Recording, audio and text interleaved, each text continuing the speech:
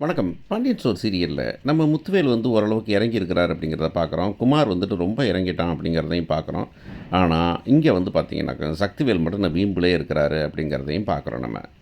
So எல்லாம் பர்த்டேக்காக செலிப்ரேஷனுக்காக கோவில் கிளம்பிட்டாங்க. கிளம்பிட்டு இருக்கும்போது பாட்டி வராங்க. பாட்டி வந்துட்டு நம்பாள் பழனிவேல் விஷ் பண்ணுறான். விஷ் பண்ணிவிட்டு அப்புறம் என்னடா எங்களோடய வந்துடுறியாடா? இல்லை இல்லை நான் அவங்களோடய வந்துடுறேன் அப்படிங்கிறான். ஆமாம் ஆமாம், அடிமை உத்தியோகத்தில் ரொம்ப பெரிய விஷயம். பாண்டியன் அப்படியே கிளு கிளுன்னு உன்னை கவனிச்சுக்கிறாரு.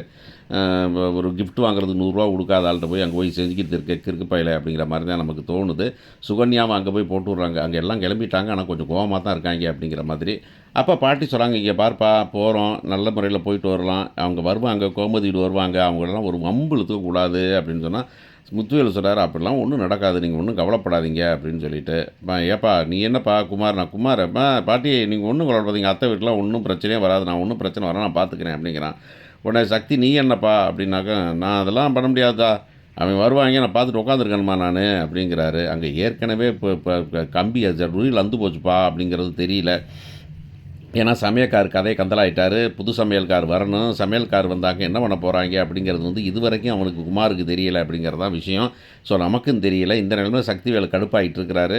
ஆனால் சொல்கிறாரு, நான் என்னால் சும்மாலாம் சொல்ல முடியாது, அங்கே என்ன நடக்குமோ எனக்கு தெரியாது அப்படிங்கிறாரு. ஆனால் முத்துவேல் திரும்ப திரும்ப இல்லை ஒன்றும் கவலைப்படாது அப்படிங்கிறாங்க. இன்னும் சொல்ல போனாக்க சக்திவேல் ஒய்ஃப் இருக்காங்களே, அவங்களே என்னன்னாக்கா, அவங்க ஒரு மாதிரி வில்லித்தனமாக போனவங்க, திடீர்னு ஏன் நான் தெரியல, அவங்க நம்ம நல்லா சொல்லி கூட்டிட்டு வாங்க அத்தை, இனிமேல் சண்டையெல்லாம் போடக்கூடாது அப்படிங்கும்போது பரவாயில்லையே அப்படின்னு நமக்கு தோணுது நமக்கு. ஆனால் என்ன நடக்கும் அப்படிங்கிறது நமக்கு தெரியாது. ரொம்ப காண்டு.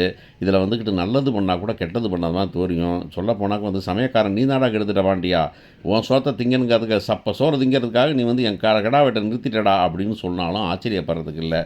என்ன பண்ண போகிறாங்க, பாட்டிக்கு ஹார்ட் அட்டாக் வர வைக்க போகிறாங்களா, இல்லை நல்ல முறையில் முடிச்சுட்டு சந்தோஷமாக வர போகிறாங்களா அப்படிங்கிறத பொறுத்து பார்ப்போம். தேங்க்யூ.